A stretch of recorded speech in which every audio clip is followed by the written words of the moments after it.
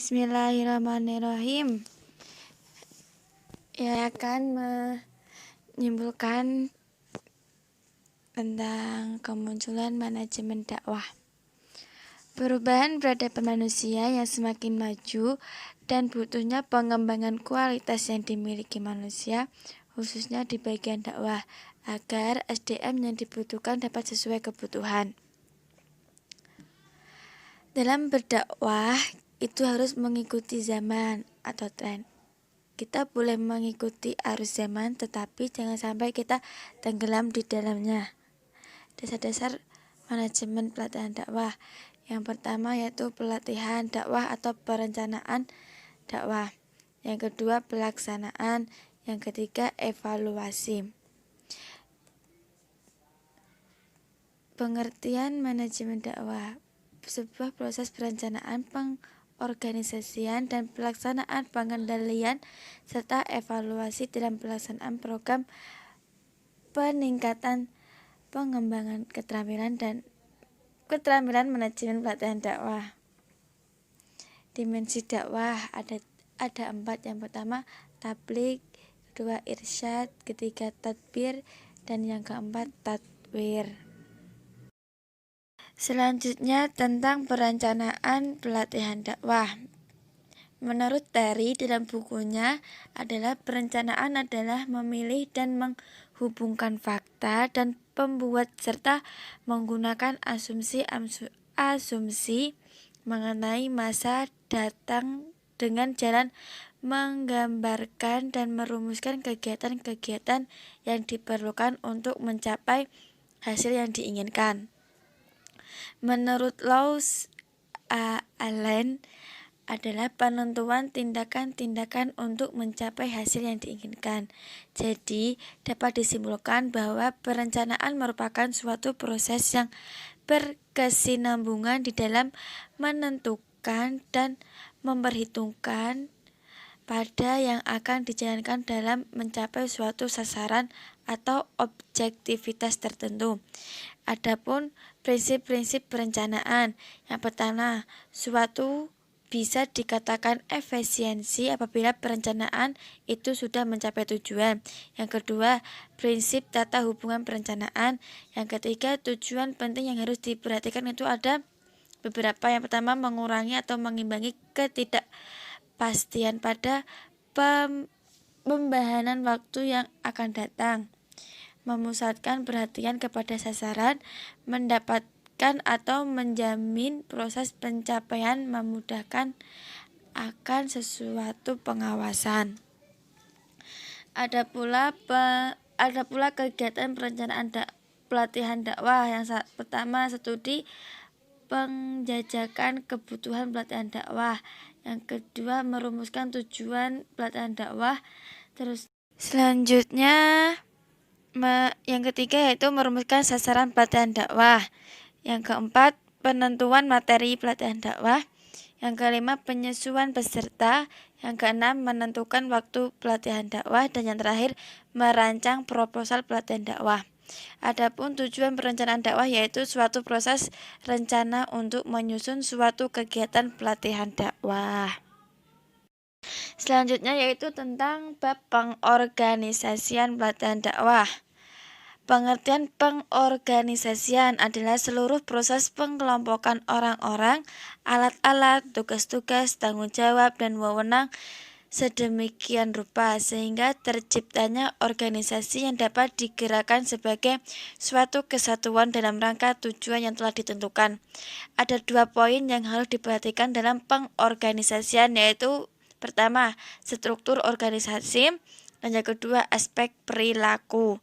Apabila organisasi berjalan dengan baik, maka dalam penyusunan organisasi sebaiknya dipahami asas-asas yang mendasarinya, yaitu kejelasan tujuan, pembagian tugas, fungsionalisasi, pengembangan jabatan, koordinasi, kesinambungan, kesederhanaan, keluasan, pendelegasian wewenang, rentang kendali, serta jalur dan staf. Di dalam bentuk-bentuk organisasi dakwah itu ada beberapa keterampilan-keterampilan yang dinyatakan dalam 3 komponen. Yang pertama keterampilan teknis, yang kedua keterampilan untuk melakukan hubungan antar pribadi, yang ketiga keterampilan konseptual. Ada pula bentuk-bentuk spesialisasi dalam organisasi itu sendiri. Secara formal dapat dibedakan menjadi 5. Yang pertama organisasi garis, yang kedua organisasi garis dan staf, yang ketiga organisasi fungsional, yang keempat organisasi komite, dan yang kelima organisasi matriks. Mengorganisasi kebutuhan pelatihan dakwah, merumuskan kerangka acuan latihan, terus menggandakan bahan-bahan latihan untuk peserta. Yang ketiga, merancang survei kebutuhan latihan para peserta latihan. Yang terakhir, merancang program, dan masih banyak lagi. Selanjutnya, di dalam organisasi tentunya terdapat panitia yang berguna untuk menyebarkan informasi, menghasilkan ide dan penyelesaian masalah, membantu terciptanya koordinasi, komunikasi, dan kerjasama dengan adanya kepanitiaan. Kepanitiaan adalah memungkinkan tercapainya penilaian kelompok secara terpadu, membangun iklim kerjasama dan sama-sama kerja, serta memungkinkan kegiatan agar dapat lebih rapi, tertata, serta lebih cepat selesai. Selanjutnya, kelompok ketiga tentang pelaksanaan pelatihan dakwah. Tahapan pelaksanaan pelatihan dakwah ada dibagi menjadi 3, yaitu pertama pembukaan, kedua proses belajar dalam pelatihan, yang ketiga penutupan. Memantapkan persiapan belajar akan membantu lancarnya belajar. Selama pelaksanaan pelatihan diperlukan kesiapan dan kesediaan pihak penyelenggaraan untuk mengadakan penyesuaian memang perlu. Adapun upaya penyesuaian yang dapat dilakukan, yang pertama mencermati materi pelatihan dakwah, yang kedua mencermati pelatih dalam pelatihan dakwah, yang ketiga sasaran atau peserta pelatihan dakwah, yang keempat metode pelatihan dakwah. Di dalam metode tersebut terbagi beberapa metode. Yang pertama yaitu metode pemasaran, yang kedua metode curah pendapat, yang ketiga metode diskusi kelompok, yang selanjutnya metode diskusi panel, yang selanjutnya metode penguasaan, metode simulasi, metode bermain peran, dan yang terakhir metode forum.